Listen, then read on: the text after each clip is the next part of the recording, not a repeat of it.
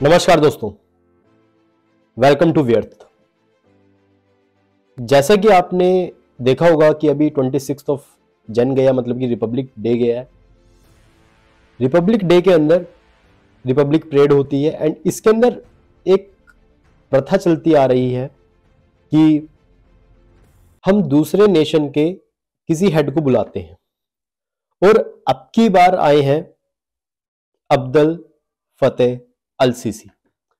अब्दुल फतेह अल CC Egypt के president हैं and उनको क्यों बुलाया गया, किस लिए बुलाया गया, उसके पीछे या फिर जो दूसरे नेशन के जो हेड होते हैं उनको क्यों बुलाया जाता है, वो ये दर्शाता है कि उन देशों की इंडिया के लिए क्या अहमियत है।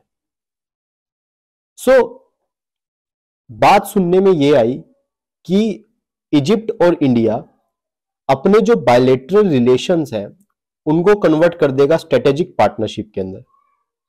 अब स्ट्रेटेजिक पार्टनरशिप कैसे होती है और स्ट्रेटेजिक पार्टनरशिप कब बोला जाता है, वो सुनते हैं, वो देखते हैं। देखो, अगर 4 पॉइंट्स पे किसी भी कंट्री में कोऑपरेशन हो रहा है, सबसे पहला point political, defence and security. पहला पॉइंट है कि पॉलिटिकल, डिफेंस, सिक्योरिटी के पॉइंट पर अगर कोई कंट्री कोऑपरेशन कर रही है। दूसरा पॉइंट है इकोनॉमिक एंगेजमेंट। तीसरा पॉइंट है साइंटिफिक एंड एकेडमिक कोलैबोरेशन और चौथा पॉइंट है cultural and people to people contact. अगर ये 4 पॉइंट्स के ऊपर कोई भी 2 नेशन कोलैबोरेट कर रहे हैं, कोऑपरेशन कर रहे हैं, तो मतलब उनके बीच में स्ट्रेटेजिक पार्टनरशिप है। ऐसा नहीं है कि हाल फिलहाल के दिनों में ही इजिप्ट ने सोचा हो या भारत ने सोचा हो। 2060 में जब इजिप्ट के प्रेसिडेंट अब्दुल फतेह अल सीसी भारत के दौरे पर थे, तब उन्होंने बोला था कि इंडिया और इजिप्ट को साइन कर लेना चाहिए स्ट्रेटेजिक पार्टनरशिप। आने वाले दिनों में हम साइन कर लेंगे 2023 के अंदर। अच्छा, अब ये उठता है क्वेश्चन कि क्यों करना चाहिए इजिप्ट और इंडिया को स्ट्रेटेजिक पार्टनरशिप। उसके पीछे कुछ कॉमन पॉइंट्स हैं, वो देख लेते हैं। सबसे पहले, जैसे कि दोनों की दोनों, इंडिया और इजिप्ट एक ओल्डेस्ट सिविलाइजेशन है। दोनों के अंदर अगर हम मॉडर्न कंटेक्स्ट में देखें, दोनों के अगर जो रेवोल्यूशनरी लीडर्स थे, जैसे कि महात्मा गांधी, जैसे कि एक इनके लीडर है साद जगलुल, अगर मैं गलत प्रोनाउंस कर रहा हूं उसके लिए सॉरी। इन दोनों ने ही कॉलोनियलिज्म का दुर्विरोध किया। दोनों ने ही बोला कि नेशंस को फ्रीडम का अधिकार होना चाहिए और कॉलोनियलिज्म खत्म होना चाहिए। तो हमारे पॉइंट्स काफी सिमिलर है, एक दूसरे से मिलते हैं हमारे जो विचार हैं। इसलिए भी जैसे ही भारत आजाद हुआ, उसके कुछ ही सालों बाद हमने 1955 में फ्रेंडशिप ट्रीटी करी एंड एक सबसे बड़ा कंसेप्ट, नॉन अलाइंग मूवमेंट का कंसेप्ट, भारत ने इजिप्ट के साथ मिलकर उसकी फाउंडेशन रखी 1961 के अंदर। हालांकि और भी देश थे, जैसे इंडिया, इजिप्ट, यूगोस्लाविया, इंडोनेशिया, घाना, ये 5 देश थे जिन्होंने फाउंडेशन रखी नैम की। इजिप्ट एक मॉडरेट इस्लामिक वॉइस है। एग्जांपल दूंगा, ऑर्गेनाइजेशन ऑफ इस्लामिक कॉर्पोरेशन, इसमें सभी वो कंट्री है जिसके अंदर एक साइजेबल पॉपुलेशन है मुस्लिम्स की, लेकिन इंडिया की कोई रिप्रेजेंटेशन नहीं है। तो क्या होता है, जो पाकिस्तान है वो इस ऑर्गेनाइजेशन का गलत इस्तेमाल करता है JNK का मुद्दा उठाने के लिए, आर्टिकल 370 का मुद्दा उठाने के लिए, और भारत विरोधी गतिविधियों पे जो भी करना होता है ऑर्गेनाइजेशन ऑफ इस्लामिक कॉर्पोरेशन का, पाकिस्तान बड़े अच्छे तरीके से इस्तेमाल करता है।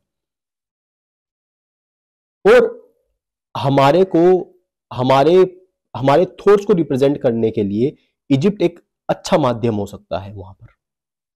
और इंडिया के पास तो इतनी मुस्लिम्स की पॉपुलेशन है, लेकिन इंडिया का कोई भी रिप्रेजेंटेशन नहीं है ऑर्गेनाइजेशन ऑफ इस्लामिक कॉर्पोरेशन का। और मैं इसको एक शेर से रिप्रेजेंट करना चाहूंगा, इश्क हो जाए किसी से कोई चारा तो नहीं, मुस्लिम का मोहम्मद पर इजारा तो नहीं। मतलब कि मोहम्मद खाली मुस्लिम्स के नहीं है, वो सबके हैं, सब उनसे इंस्पिरेशन ले सकते हैं, इंस्पिरेशनल फिगर है एक वो सबके लिए। ऑर्गेनाइजेशन ऑफ इस्लामिक कॉर्पोरेशन के अंदर इंडिया की ये जो बातें हैं इंडिया के जो पॉइंट्स है, थॉट्स हैं, उन सबको और पाकिस्तान को काउंटर करने के लिए हम इजिप्ट को यूज कर सकते हैं। यूज इन द सेंस मैं नहीं बोलूंगा, लेकिन इजिप्ट हमारी बात रख सकता है कि इंडिया का पॉइंट ये हो सकता है उसमें। दूसरी बात, इंडिया अब आत्मनिर्भर बन रहा है। इंडिया आर्म्स बना रहा है, एम्यूनिशंस बना रहा है, मॉडर्न मिसाइल्स बना रहा है, और इजिप्ट को ये सब चाहिए। सो इंडिया क्या है, एक्सपोर्ट कर सकता है इन आर्मामेंट्स को इजिप्ट को। तो इंडिया के लिए भी बेनिफिशियल है ये, और इजिप्ट के लिए भी बेनिफिशियल है ये, और दोनों का ट्रेड बहुत अच्छा चल रहा है। अभी लगभग लगभग $7 बिलियन के करीब है। हालांकि चाइना का डबल है हमसे, लेकिन जब स्ट्रेटेजिक पार्टनरशिप होगी तब हम और इसको एनहेंस कर पाएंगे। अब इजिप्ट को साइन करने में क्यों बेनिफिट है? सबसे पहला देखो, इजिप्ट में चल रहा है फूड शॉर्टेज। क्यों चल रहा है? एक रीजन है इसके पीछे, सबसे बड़ा रीजन है Ukraine Russia war. 70 to 80% of जो वीट है इजिप्ट का, वो आता था कहां से? रशिया एंड इजिप्ट से, सॉरी रशिया एंड यूक्रेन से, लेकिन अब बंद हो चुका है। इंडिया इस चीज को पूरा कर रहा है, और इंडिया इन फ्यूचर भी पूरा करता रहेगा। सो इजिप्ट के लिए इंपॉर्टेंट हो जाता है इंडिया को एक स्ट्रेटेजिक पार्टनरशिप बनाना। दूसरी बात, इजिप्ट में आ रखा है हाई इन्फ्लेशन, 21%, 25% इतना रह रहा है। सो इजिप्ट का जो सेंट्रल बैंक है इस चीज को कवर करने में नाकामयाब साबित हुआ है। सो इंडिया के जो इकोनॉमिक इंस्टीट्यूशन है वो इजिप्ट की हेल्प कर सकते हैं इन मामलों में। तीसरा, इजिप्ट चाहता है कि इन्वेस्टमेंट हो। इंडिया का प्राइवेट एंटरप्राइज और पब्लिक एंटरप्राइज आकर वहां पर क्या करे? इन्वेस्टमेंट करे। एंड इंडिया ये कर भी सकता है, जैसे अदानी ने किया श्रीलंका के अंदर, अंबानी भी कर सकते हैं, टाटा भी कर सकते हैं इन्वेस्टमेंट। सो बहुत सारे हम इन्वेस्टमेंट कर सकते हैं वहां पे जाकर। सो वहां पे क्या होगा कि एम्प्लॉयमेंट जनरेट होगा, इस कारण से इजिप्ट के अंदर इन्फ्लेशन टैकल होगा, वहां पे रोजगार मिलेंगे, जनता खुश होगी। सो ये चीज है इंडिया के लिए क्यों बेनिफिशियल है।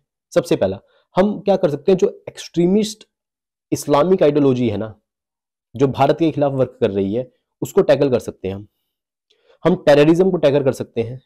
इजिप्ट हमेशा टेररिज्म के खिलाफ रहा है। दूसरी बात, हम स्विज कनाल जितना भी समुद्र में ट्रेड होता है उसका 12% ट्रेड हैंडल करता है।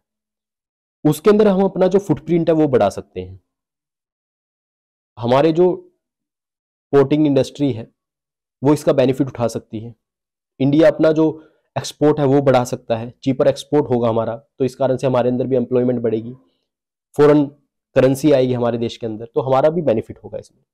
और इजिप्ट एज अ गेटवे काम कर सकता है यूरोप एंड अफ्रीका के लिए। आई होप आप सबको ये सब पॉइंट समझ में आए होंगे, और इस सब से आपको कंक्लूजन निकालने में मदद मिलेगी कि क्या इजिप्ट और इंडिया को स्ट्रेटेजिक पार्टनरशिप करनी चाहिए या नहीं करनी चाहिए, या कुछ सालों के लिए वेट करना चाहिए। जैसा भी आपको लगता है, कंक्लूजन आपके ऊपर है। अगर आपको लगता है कि करनी चाहिए तो भी आप कमेंट बॉक्स में लिखिए, नहीं लगता नहीं करनी चाहिए तो भी कमेंट बॉक्स में लिखिए।